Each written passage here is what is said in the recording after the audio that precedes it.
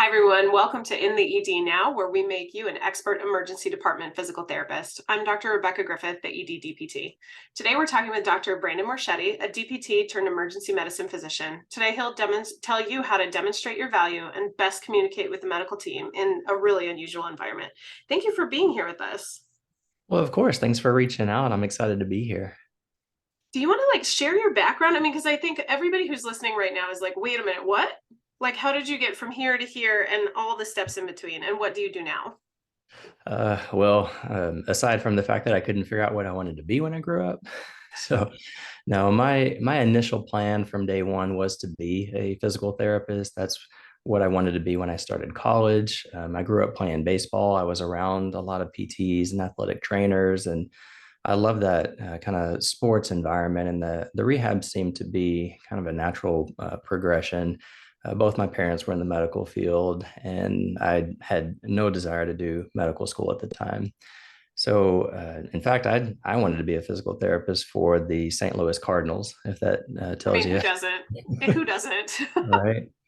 So, being in college during the terrorist attacks of September 11th kind of changed my course a little bit in a way that I was not expecting. That was my sophomore year of college. And it started making me think about how I could give back to my community. And I started to get interested in EMS. So I went to my local fire department at the time. I got trained as a firefighter and got my EMT certification. And it was just going to be something that I was doing on the side as I worked my way through college and eventually through PT school. But it was really surprising to me how much I actually enjoyed EMS. And I found myself picking up more and more shifts on the ambulance and eventually expanded my training to become a paramedic. At the time, I continued on with PT school, and my plan was to stop doing EMS when I graduated PT school. But of course, I kept doing it part time. I was working maybe a couple weekends a month on the ambulance while doing Monday through Friday in the clinic, in the PT clinic. And I just really enjoyed that emergent patient population, that Mhm. undifferentiated patient, and the challenges that came along with rapid evaluation and treatment of, the potentially life-threatening conditions. And at first, maybe it was just the adrenaline junkie Yeah, phenomenon that you I always can hear see about. that. Yeah. But that definitely wore off after a couple of years. But the excitement for treating that patient population continued.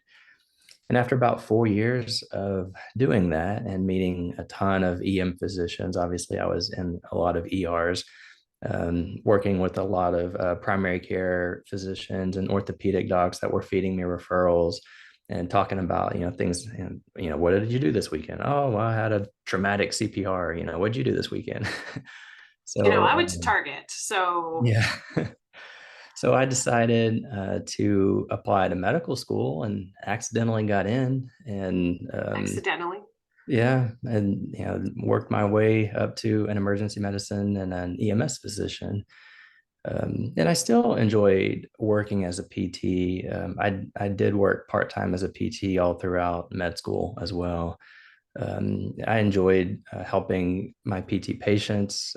I enjoyed the relationships that I'd build with them over time. That's definitely not something you get in the ER. There's no Mm-hmm. continuity of care for the Mm-hmm. most part.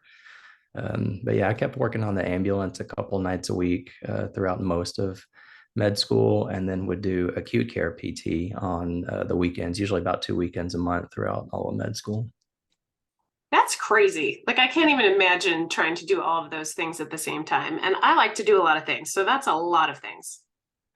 I went to med school with two kids already, and they like to eat. I couldn't get them to stop eating, so I had to keep working. That is the same thing that happens in my house. Every single day, all of my children want to eat again.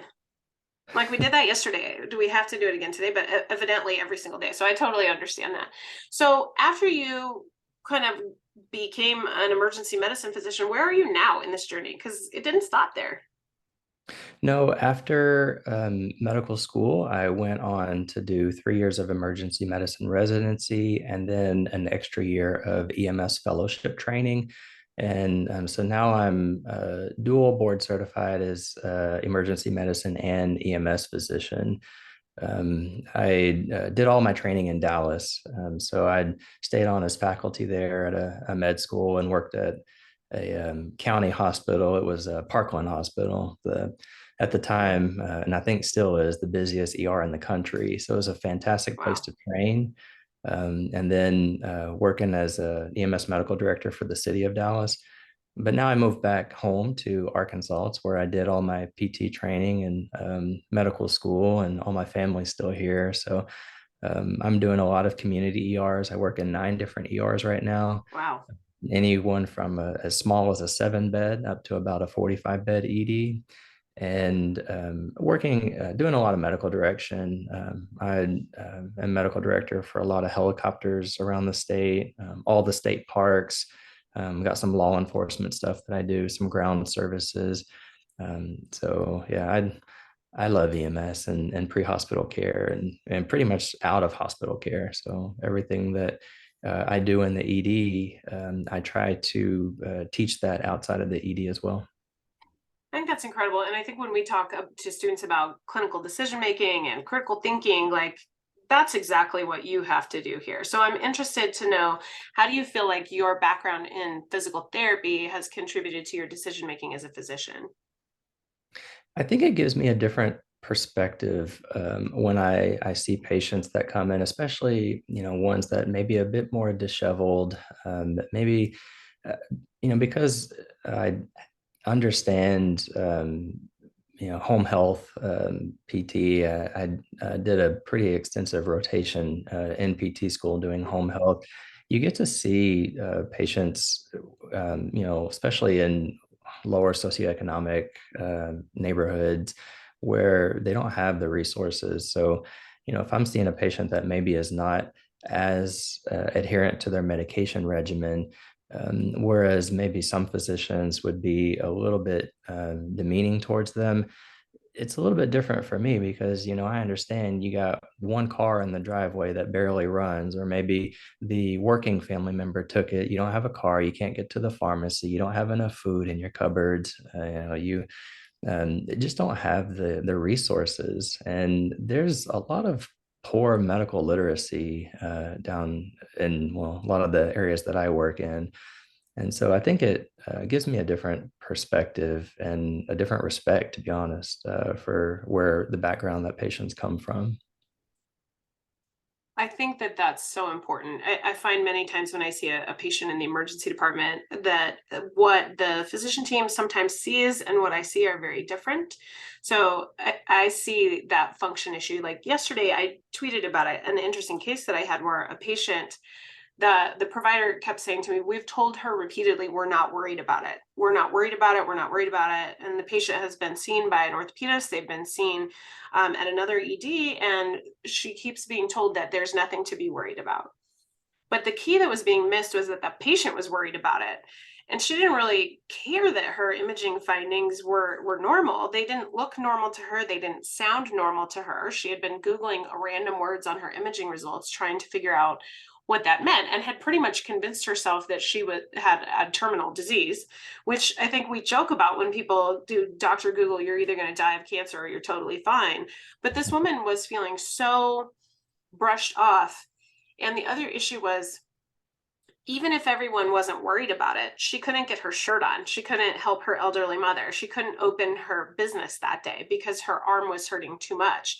So even though no one else was worried about it, the patient was very worried about it. And it was that lack of focus on the patient's function and the patient's worry that I think sometimes we see a little bit more deeply, because we're the people that deal with function, not the people that just look at an image or just prescribe a medication and say, okay, here you go, everything's fine, which is Yeah, absolutely. theoretically why you go to the ED, just to be told that you're fine.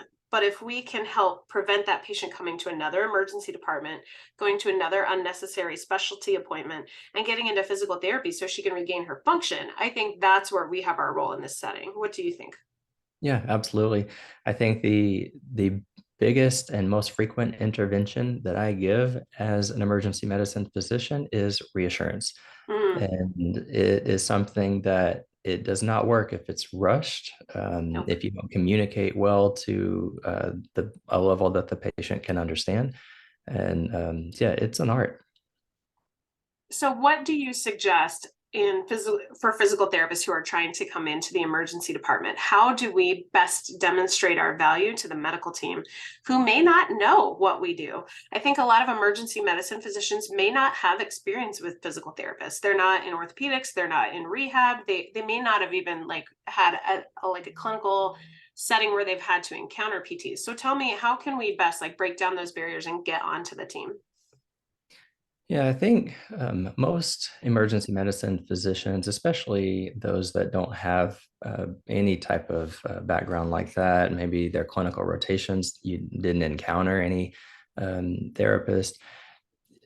You, as an EDPT, you would have to be very intentional about stating what you can do to improve the outcome of that patient, and that's Mhm. different for different environments. In the outpatient setting, I spent the first 4 years doing outpatient, and I was having to all the time market for patients. And Yes. I would have to say, I can help reduce their pain, improve their strength and agility, improve their performance, et cetera. In the acute rehab setting, we're trying to get our patients back to their functional status, help them regain some independence. In the Mhm. acute care setting, or the ED, you're reducing morbidity, preventing debilitation, especially for ED boarding, which is a huge problem right now. Mhm. You've got admitted patients that are just imprisoned, in the Yes. ED for days on end. But EDPTs can come down there and start to mobilize them, and all the benefits that come from early out of bed activities. It could be a combination of all the above for the ED. I think the most value that the EDPTs bring to that team is in your time and your touch. Yes. You guys have the time to sit down with the patient. You can get much better histories than we do. You can do more detailed exams than we can. You put hands on the patient. Yes. And most ED physicians, right or wrong, good or bad, I hate to say that's just the way the world has become, but boy, are we rushed to see 1 million patients per hour. Sometimes, I mentioned the reassurance earlier.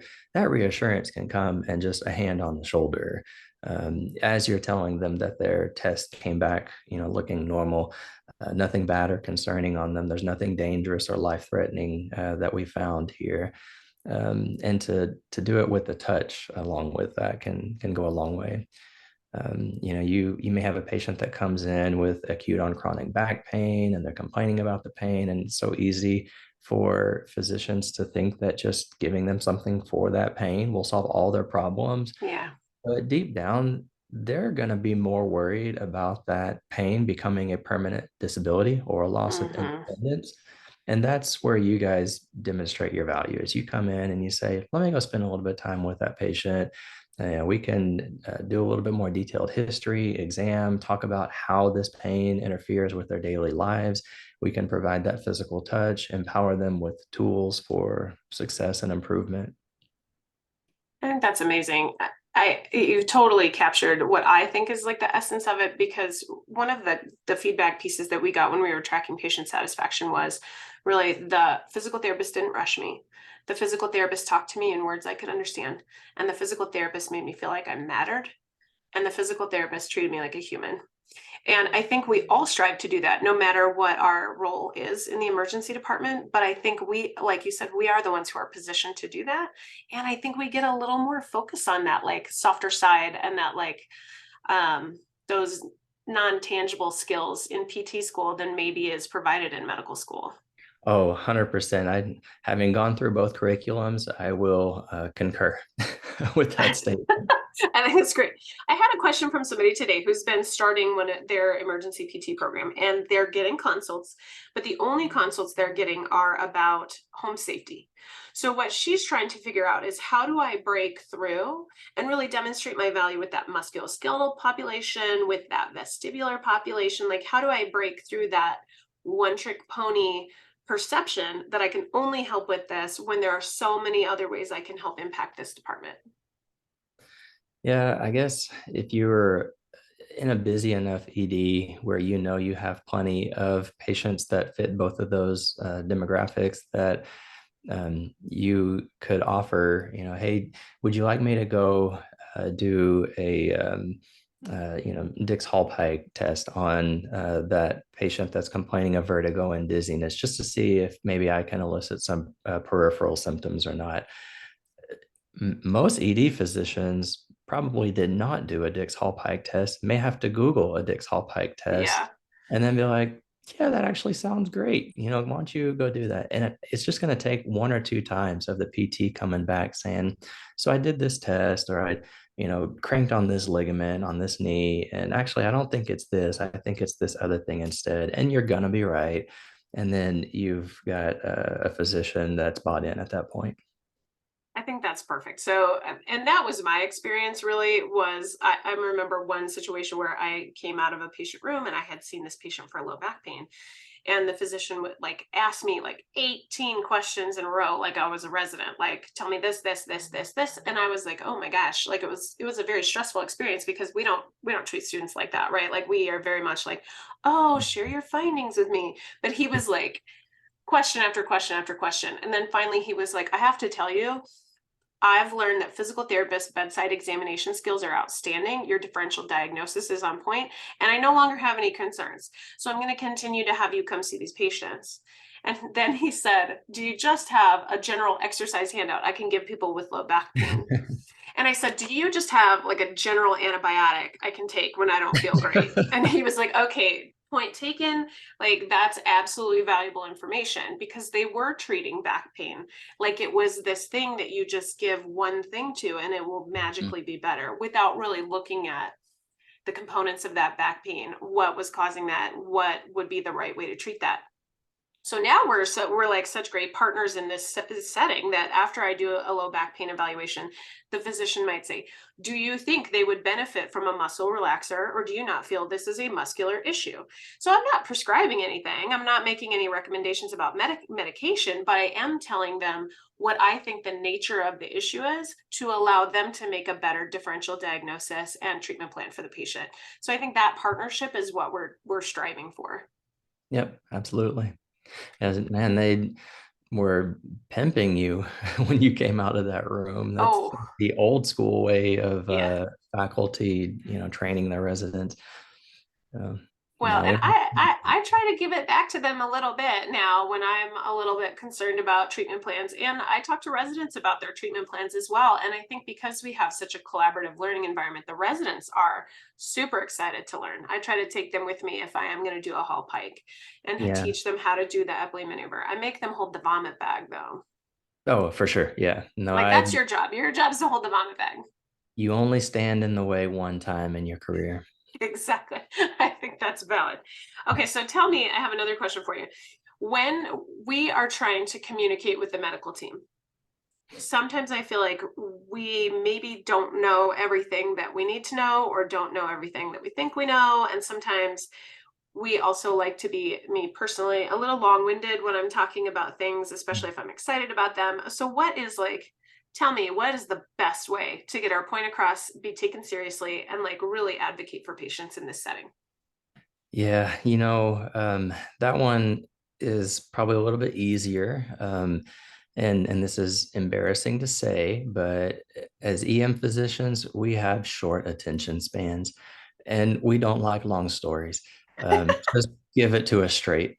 You got about 6 seconds before we're going to be interrupted with something. Sign this EKG, answer this phone call. The consultant's over here wanting to talk to you about a patient.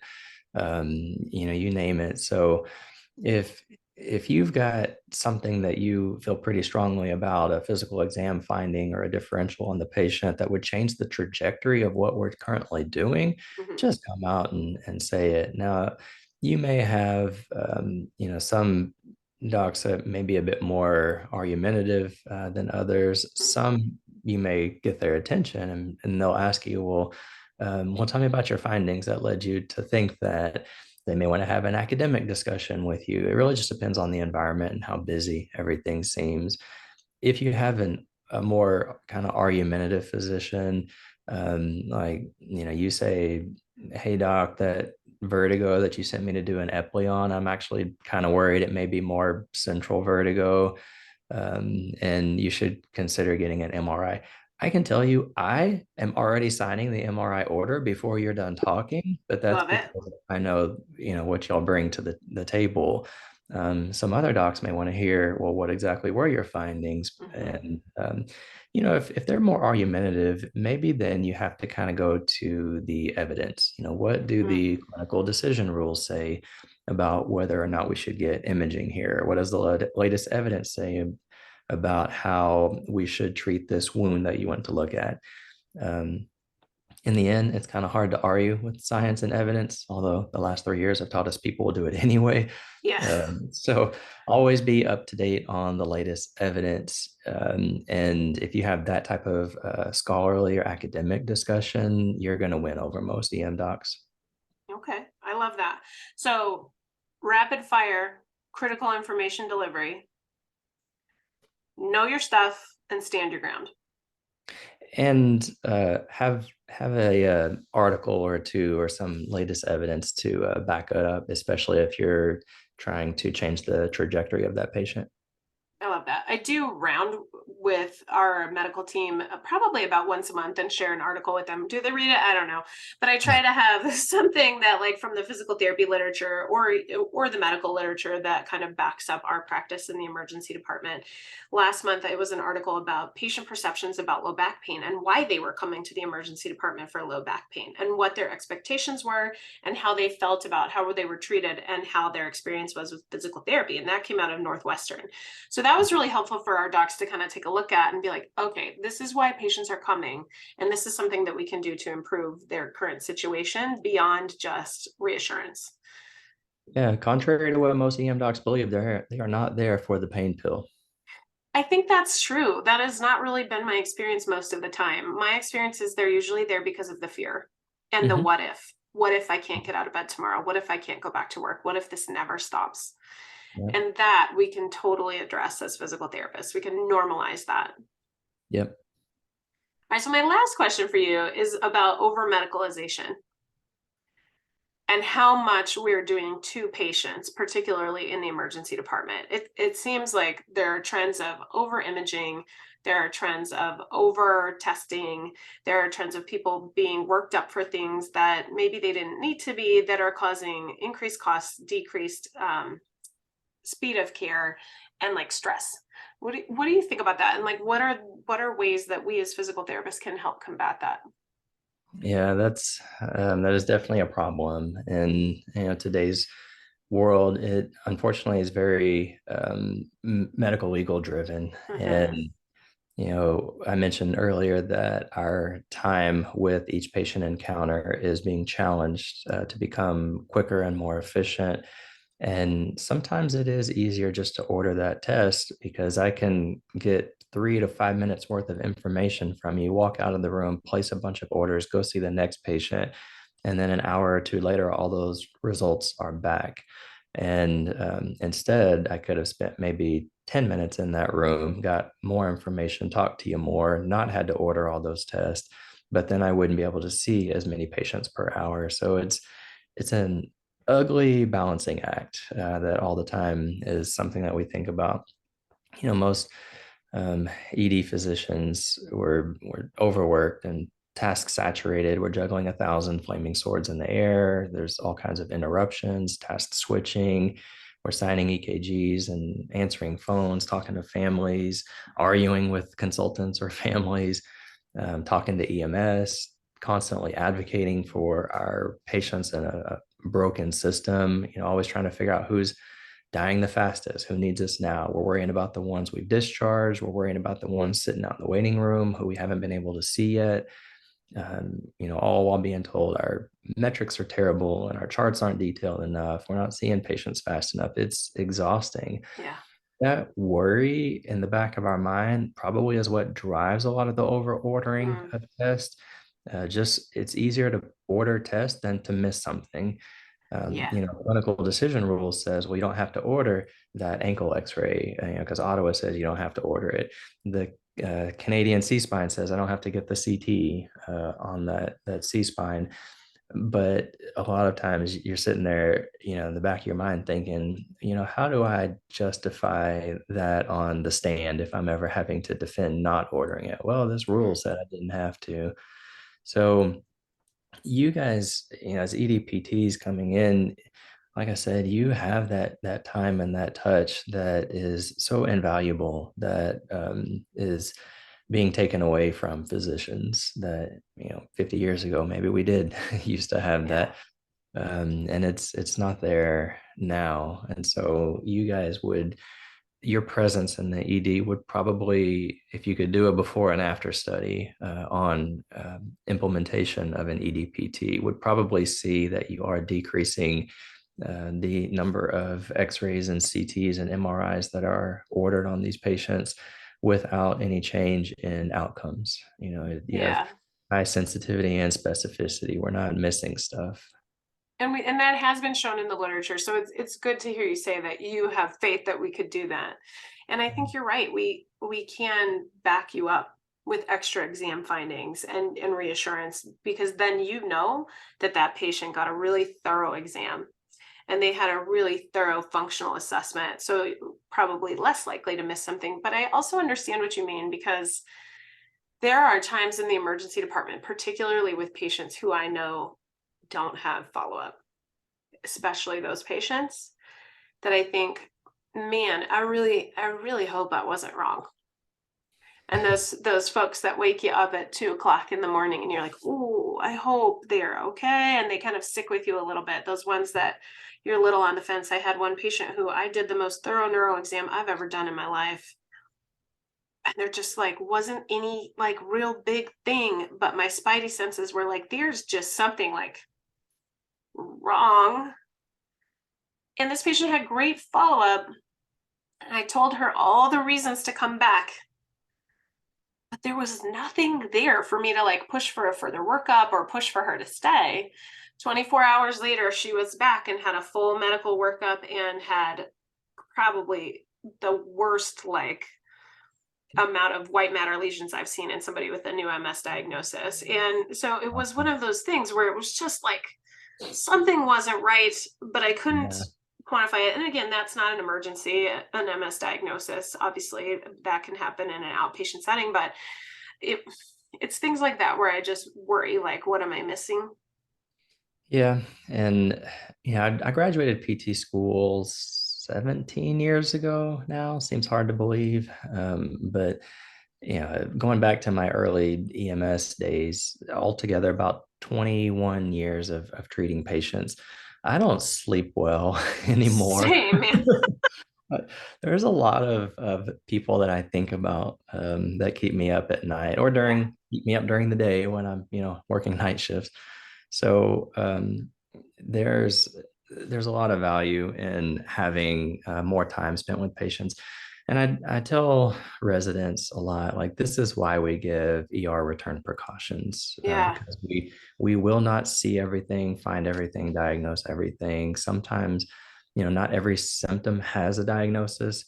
And sometimes, just on the spectrum of pathology out there, from it hasn't quite shown up yet all the way to just full blast pathology, they may be presenting to you very early in the spectrum of yeah, that disease where you're not going to find it. yeah, So I try to give some reassurance to my learners that we will miss things. We're human, it's going to happen. But you teach patients, here's what to look for. If it gets worse, you come back to see us. And yeah, getting follow up is even more challenging. There's a reason the EDs are so overcrowded right now, because it's hard to get into the outpatient environment. for So sure. Physical the therapy emergency, included, folks. yeah, the emergency rooms have become the convenience rooms a lot over the last few years, and we do a lot of primary care in the ED. Yeah, which is really not how we want any of that to be, I think. And it's not just primary care, it's specialty care, it's physical therapy, it's like just access in general is so low. But I tell you what, this week is the first week that we haven't had boarders on the 2 days that I worked in, I feel like, years. So it was a very, very nice couple of days to just feel like this is what the emergency room is supposed to feel like. Yeah. I hope Nice. that you get a couple days like that at one of your 9 EDs that you're working at. It's been several weeks since I've had a day like that, but we I can only believe it. hope. So, All right, I have two final questions for you. Want your final thoughts. The first is, if you were talking to somebody like another physician who was considering implementing a physical therapist practice in the emergency department, what would you tell them to do? yeah, so if one of my EDs asked me, tomorrow about what do you think about adding ED PTs to our team, there would be a lot of cheering and clapping, standing ovations, maybe. But I would share with them pretty much what I said here, the value that they would bring to our team with doing more detailed exams, histories, times with the patient, touch, reassurance. Of course, most people want to hear a financial value. So, yes, Hmm, you all will cost money. You don't work for free. weird. But yeah, I know who wants to do that anymore. But then you would return that value and maybe reduce ED bounce backs, overutilization of tests, and especially in patients who have had multiple exams, imaging exams over the last pick your time frame, a month, 3 months, whatever. So yeah, we would talk about the intrinsic value, the financial value, things like that. Perfect. And then my last question is, because I talk to people about this a lot, there are people who want to pivot in their career, but they don't feel like they can do it because of financial reasons, because they're afraid to make a change, but they are really just not happy where they are, no matter what job that is. You're like the king of the pivot and staying true to your path. So tell me, what would you tell somebody who comes to you and says, I don't know if I can keep doing this. I'm thinking about a career change, but I don't know if it's worth it. I've had a lot of people reach out to me over the last 15 years asking that very question. And for my path specifically, I going into medicine was something that took me a couple years to kind of come to terms with, and took a lot of people convincing me to do it. At the time, I had two kids. I have four now. I had two at the time, and was really hesitant on, how disruptive is this going to be to my family? Hmm. I have a good career now. Do I want to go back to school, for all those years? The financial investment in that, I Hmm. obviously had to take out a ton of loans. It was the hardest thing I've ever done. And so the thing that I tell most people who ask me that question is, are you doing it because you're not happy where you're currently at, or are you doing it because you really, really want to do that new thing? And it has to be the second answer. So if you're not happy with where you're at and you're just looking for something else, then you're in danger of, the grass is going to be greener on the other side. Yeah. And it definitely will not be. My life was much easier as a PT. I enjoyed that work. It is significantly more challenging now, but there's also a lot of reward in what I do. So you have to be doing it because you really, really want to do that new thing. I don't know, whatever you're thinking of. Like for me with medicine, like I really, really wanted to be an EMS physician. And that was a 10-year investment that I was going to Yeah. have to make. So I just kept my eye on that goal the whole time. And when you started medical school, I was a non-traditional student, going the path that I did.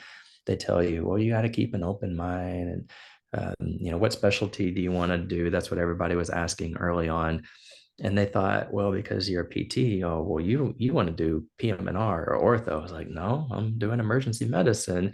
I'm like, really, it's the first week of med school. Like, you got to keep an open mind. I'm like, that's cute. No, I know what I want. I was 30 years old with two kids when I went back to med school.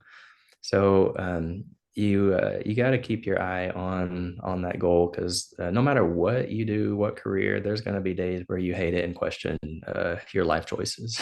Yeah. um, So you got to really, really want it. And I am happy to be a resource for any of your listeners that are considering that. And if they want to reach out, you can share my email and Twitter handle and all that with them, and they can reach out.